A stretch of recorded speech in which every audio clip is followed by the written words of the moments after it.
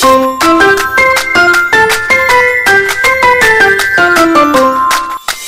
les amis, j'espère que vous allez bien. On se retrouve aujourd'hui pour une page d'Art Journal. Ça faisait un petit moment que je vous en avais pas partagé. J'ai réalisé cette page, mais je l'ai pas filmée.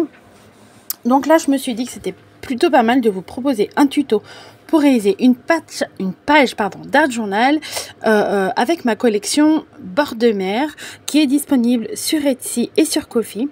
Et là, je suis venue l'imprimer au format A5.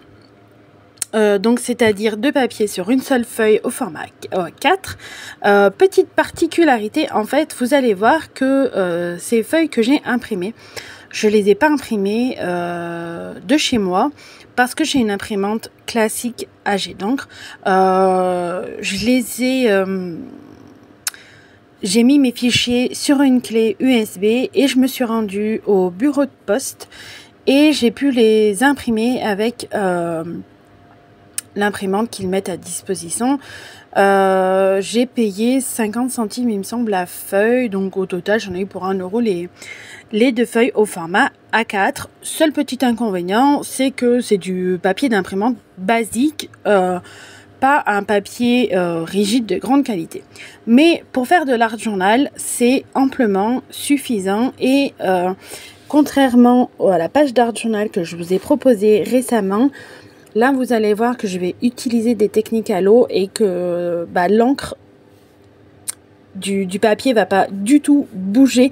Donc ça peut être une bonne alternative quand on veut utiliser des techniques à l'eau et qu'on n'a pas l'imprimante à laser chez soi.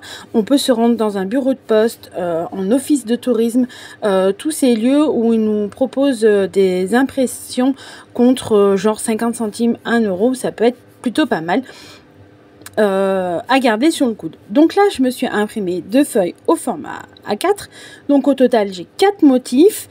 J'aurais pu encore réduire la taille. J'aurais pu par exemple imprimer 4 motifs sur un seul papier et j'aurais eu l'ensemble de la collection sur 2 feuilles et ça m'aurait fait des motifs bien plus petits. Mais là, j'ai sélectionné les motifs que j'avais besoin, donc je les ai simplement reformatés au format A4. Dites-moi si ce genre de vidéo vous intéresse pour savoir comment utiliser les fichiers, comment les imprimer, comment les modeler, j'ai envie de vous dire, à notre guise. Mais avant de m'attaquer au papier, je suis venue faire un dégradé de bleu avec de la peinture acrylique. Donc j'utilise de la peinture acrylique de chez Rico Design, je l'aime beaucoup, elle est très fluide, très opaque, donc c'est parfait. Je suis allée du bleu foncé à un bleu très clair, je voulais représenter les fonds marins. Donc j'ai pas hésité à prendre du bleu très très foncé et j'ai mis du blanc en haut que j'ai mélangé avec du bleu pour atténuer le bleu encore un peu plus. Je voulais que la lumière vienne du dessus de la surface. Donc j'ai appliqué une couche de peinture d'abord parce que j'ai dans l'idée de venir utiliser mon papier pour en faire des motifs de fond tout simplement. Donc j'hésite pas à le déchirer vu que c'est du papier fin d'imprimante. En fait c'est parfait pour faire ce genre de choses parce que ça nous apporte pas beaucoup de texture, beaucoup d'épaisseur dans le carnet, donc c'est plutôt pas mal. Et vu que c'est du papier d'imprimante, c'est parfait pour ça. Donc je déchire des petits morceaux. J'essaye de sélectionner là où il y a les petits poissons et avec... donc là j'utilise du vernicole parce que c'est ce que j'ai et que ça fonctionne très bien. Mais vous pouvez utiliser d'autres genres de médiums qu'il existe pour faire cette technique là. Je me rappelle plus trop des noms, mais je sais que Ranger a toute une gamme pour faire ce genre de choses là dans le mix média. Moi ce que j'ai, ça va avoir un rendu brillant parce que j'utilise du vernicole, mais si vous voulez un rendu mat, c'est tout à fait possible aussi en ayant le médium, le produit adéquat, sachez-le. Donc moi j'utilise du vernicole à la finition brillante et je viens comme ça en coller mon papier. Donc je mets d'abord une couche sur mon papier et vous voyez sur mon carnet, et vous voyez que je lésine pas sur la quantité parce que ça va venir faire une adhérence, et je vais venir repasser une couche par-dessus. Et comme vous voyez, c'est un vernicole de chez Action, et il est transparent quand il a séché. Et si je dis pas de bêtises, il me semble que j'ai vu, alors qu'est-ce que j'ai vu, je sais plus. Si, il est transparent quand il sèche, c'est ça. Et qu'il est verni transparent à base d'eau. Donc comme je vous disais, vous voyez, je viens utiliser une technique à l'eau. Et malgré ça, mon papier ne bouge pas.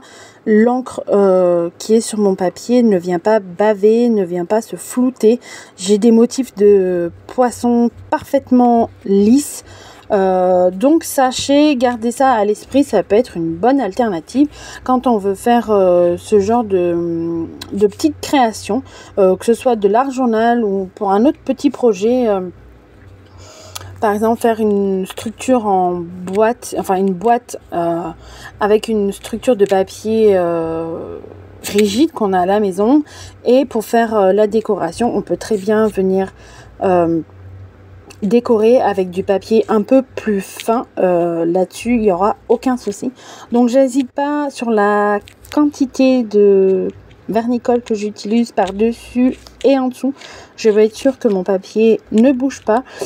J'ai utilisé le motif des petits poissons plutôt sur le bas de ma page, de mes deux pages, et plutôt sur le haut, le motif, c'est le papier avec les éclaboussures d'eau, un peu, ça m'a fait penser un peu à des gouttes d'eau, à des bulles d'eau en fait. Donc je suis tout simplement venue plutôt la poser sur le haut, et vous allez voir qu'après je vais redécouper tout ça. Je trouvais ça beaucoup trop blanc, enfin je trouvais il manquait une harmonie un peu. Donc ce que je suis venue faire, je suis venue reprendre mes peintures et je suis venue flouter les papiers que j'ai utilisés. Je suis venue camoufler tout ça. Cette page m'a pris énormément de temps, le fond m'a pris énormément de temps, mais j'adore le résultat. La vidéo est assez longue comparée à ce que je vous propose d'habitude parce que, comme je suis en train de vous dire, le fond de cette page m'a pris énormément de temps. Je crois que j'ai dû y passer au moins plus de 3 heures seulement pour le fond, mais ça a été tellement un plaisir. Et puis en fait, il faut savoir que les pages d'art journal, quand je les fais, les idées des fois me viennent petit à petit. Au début, j'avais pas dans l'idée de recouvrir le papier que j'utilisais. Mais au final, vu que j'aimais pas trop le rendu, je suis venue repasser une couche, et vu que mon acrylique de dessous était déjà sec, j'ai dû réutiliser toutes les couleurs pour revenir faire un dégradé. Donc si j'aurais su, je vous dirais la première étape que j'ai fait de réaliser un dégradé, j'aurais pu très bien m'en passer. Mais ça fait partie du processus, donc c'est pour ça que je vous montre aussi comment je réalise mes pages, parce que des fois l'inspiration nous vient au fur et à mesure que l'on crée. Là pareil, vous voyez, j'avais dans l'intention de réaliser un dégradé, mais de laisser le motif des poissons apparent.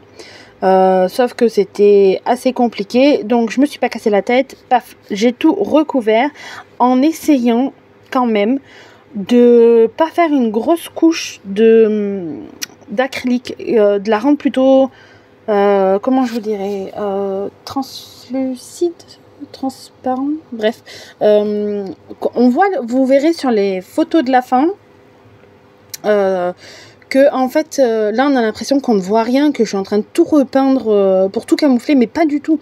De près on voit, regardez, par moment vous arrivez à apercevoir les motifs du papier, et c'est ça que je cherchais, à obtenir cet effet de transparence comme on aurait dans dans les fonds marins, en fait, qu'au loin, on arrive à percevoir les petits poissons. Donc, cette étape-là, ça m'a demandé beaucoup de temps. Faut savoir aussi que quand j'ai réalisé cette page, je suis passée par la phase qu'on dit, comment je vais la qualifier. La phase moche, qu'on n'aime pas, qu'on est à deux doigts d'arrêter toute notre création parce que ça ne nous plaît pas, parce qu'on trouve ça moche, qu'on se dit qu'on peut rien en tirer alors que c'est pas vrai. Je vous dis ça parce que j'ai fait récemment une page d'art journal, mais version mini, sur mon petit carnet. Et celle-là aussi m'a pris énormément de temps parce que j'ai pas utilisé des couleurs que j'ai l'habitude d'utiliser. Donc ça m'a énormément perturbée. Plus le style que j'ai fait, c'est un style complètement pas décalé, mais que j'ai pas du tout l'habitude d'utiliser aussi, donc ça m'a encore plus frustrée.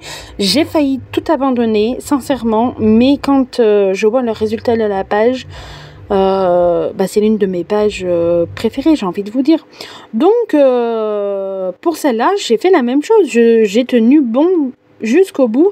Là vous voyez par exemple, j'étais à deux doigts tout arrêter parce que j'aimais pas, j'avais beau rajouter de la peinture, passer des coups de pinceau, mais je trouvais pas une réelle harmonie, un joli dégradé. J'avais beaucoup de mal. Donc là, je suis, sachez-le, à ce moment de ma création, dans la phase moche. Je n'aime pas ça. Je n'aime pas ça, mais je continue quand même dans l'optique d'arriver à quelque chose qu'il me plaît. Et là par contre, contrairement à la première étape que j'ai réalisé le dégradé, où je suis pas intervenue avec de l'eau, j'hésite pas justement pour apporter un peu plus pour que la peinture soit plus fluide et qu'elle a un côté un peu plus transparent, qu'elle soit beaucoup moins opaque. J'en ai beaucoup moins mis qu'à la première étape et je trouve que le rendu que j'obtiens, il est plutôt pas mal. Restez bien jusqu'à la fin de la vidéo pour voir le résultat. J'hésite pas aussi à sécher quand je suis sûre que je ne vais pas revenir avec les peintures, refaire un dégradé, revenir bouger tout ça, parce que l'acrylique, une fois qu'elle est sèche, elle ne bouge pas. Et croyez-moi que pour attraper une bêtise à l'acrylique, c'est quand même un peu compliqué. Donc là, je trouvais que dans mon fond, il manquait un peu de motif, j'ai envie de vous dire. Donc je suis venue sélectionner quelques morceaux de papier.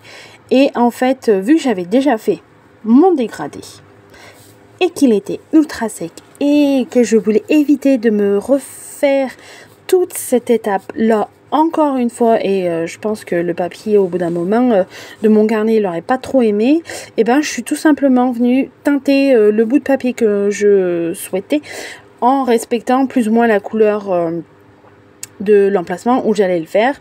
Vous voyez, sans trop surcharger de peinture, sans trop camoufler les petits motifs de poisson. Je suis désolée, je suis un peu en décalé dans le cadrage, mais vous comprenez ce que je suis en train de faire. J'hésite pas à déchirer mon papier. Vu qu'il n'y a pas des poissons partout, en fait, je suis venue retirer tout simplement les parties où elles étaient entièrement blanches. Il n'y en avait aucun intérêt de coller ça sur mes pages. Et là, je reprends un autre papier. J'hésite pas à le prélever de la peinture au doigt et je viens teinter mon papier. Je viens donner de la couleur à mon papier. Et comme vous pouvez le voir, s'il y en a trop, j'enlève le surplus. Mais on peut quand même très très bien voir le motif des poissons.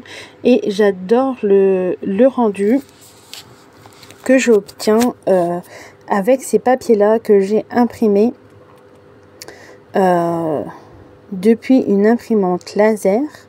Là je viens en coller encore mes petits morceaux. Cette vidéo est pas facile à commenter parce que déjà d'une en elle-même, cette page d'art journal a été très longue, comme je vous ai déjà dit. Et commenter des vidéos d'art journal, je vous dirais, c'est pas un exercice simple. Parce que il y a les personnes qui aiment juste regarder la vidéo. Et il y en a d'autres qui aiment le blabla d'une scrapeuse. Et d'autres qui aiment les explications de la page. Sauf que trouver les bons mots pour expliquer en étant le plus clair possible, des fois c'est pas simple. Donc là, je me munis d'un pochoir un peu effet vague, j'ai envie de vous dire. J'ai pris un applicateur mousse que j'utilise que pour de l'acrylique blanche. Et en fait, sans trop mettre de peinture sur mon applicateur, je viens comme ça faire quelques motifs vagues. Je viens pas chercher à faire l'entièreté de mon pochoir en fait. C'est pas ce que je recherche, je veux juste apporter quelques finitions. Là, j'essaye d'adoucir tout ça, mais la peinture est presque sec vu que c'est une fine couche. J'essaye vraiment d'appliquer une fine couche. Donc, j'ai fait quelques motifs par-ci par-là. La vidéo, elle a été coupée. Donc là, je vous montre les couleurs que j'ai utilisées pour les petits poissons. N'hésitez pas à mettre pause sur la vidéo pour voir les combos couleurs que j'ai utilisés. J'ai également utilisé un pochoir rond et bulle que je suis venue appliquer aussi avec de la peinture acrylique, pareil que pour le motif des vagues, par-ci par-là pour apporter cet effet de légèreté qu'on a dans l'eau. Quelques coups de tamponnage effet bulle aussi et des motifs d'algues. Là, je viens avec c'est les glitter drops de chez Action. Je viens avec un pochoir motif poisson en mettre par-ci par-là. Je viens agrémenter mon fond avec du tamponnage. J'ai essayé de rester cohérente. J'ai cherché dans les tampons que j'avais un effet rond, bulle, j'ai envie de vous dire. Donc je tamponne ça à la Versafine. Je prends pas de bloc parce que je veux vraiment un effet aléatoire quelconque. Je veux pas quelque chose de précis, de défini. Donc j'y vais au doigt. Vous pouvez voir que à certains endroits de ma double page, il y a un effet scintillant, brillant aux couleurs cuivre argenté. En fait, la vidéo a été coupée, mais j'ai utilisé, alors, comment ça s'appelle? J'ai utilisé de la... ça fait très longtemps que j'ai ces produits-là, mais que j'utilise très peu. Je sais pas pourquoi, parce que je les adore. En fait, c'est de la cire de chez Prima. Donc, j'ai la couleur Old Silver et la couleur Edge Brass. C'est une espèce de cuivré, comme vous pouvez le voir. Et en fait, c'est une espèce de cire. En général, on l'utilise plus pour... les personnes qui font des toiles canevas avec beaucoup de pâtes de structure, d'embellissement, 3D, des fleurs, tout ça, ce genre de création, je sais pas si vous voyez. Et ils viennent appliquer de la cire métallique à certains endroits pour apporter une touche de brillance. Et en fait, moi, je m'en sers tout simplement dans mon art journal. Ça fait assez longtemps que j'ai acheté ces produits-là, mais je les utilise très très peu. Mais des fois, en rangeant un peu son bazar, on retrouve des pépites, dont celle-ci, et je les ai utilisées. Et j'aime beaucoup beaucoup le rendu. Restez sur la fin de la vidéo parce que je vous rapproche, je vous fais un plan un peu plus rapproché pour voir... tous les petits détails qu'on ne voit pas de loin. J'ai pas pu faire de gros plans sur cette création parce que sinon vous ne voyez pas ce que je fais, comment je procède. Donc je suis restée plutôt sur un plan large et à la fin je vous montre d'un peu plus près ce que j'ai réalisé. Une fois que j'ai fini mon fond, je viens coller mes éléments. Donc ce sont les tampons digitaux de la collection Bord de mer qui sont disponibles sur Etsy et sur Ko-fi. N'hésitez pas aller faire un petit tour sur ma boutique. Il y a un code promo valable encore. Donc n'hésitez pas à aller faire un petit tour. Je suis venue coller un petit titre parfum d'été. Donc j'ai imprimé les papiers de chez moi sur du papier 180 grammes que je suis venue coloriser au feutre à alcool. Tout simplement, j'ai essayé de pas apporter beaucoup de contraste dans la couleur des poissons. Je voulais un peu de peps, mais pas trop non plus, pour pas que ça attire trop l'œil, parce que je suis vraiment très fan de ce fond de page. J'ai hésité aussi entre recouper le pourtour de mes petits poissons, parce que je les avais découpés à la silhouette. Donc j'ai longuement hésité à tout redécouper au plus près du tampon, mais j'avais peur que il se noie, si je puis dire, dans le décor. Donc j'ai préféré laisser le pourtour blanc. Ainsi, comme ça je me dis qu'il se détache un peu plus du fond et ça permet de bien voir la différence. Donc j'hésite pas à venir redécouper tout ce qui dépasse des bords de page pour avoir une finition bien propre et nette. Et voilà, cette double page d'art journal est finie. N'hésitez pas à me laisser un commentaire et à me dire ce que vous en pensez. N'oubliez pas de vous abonner, de liker, de partager et d'activer la petite cloche de notification. Je vous dis à bientôt pour une nouvelle vidéo. Bye bye!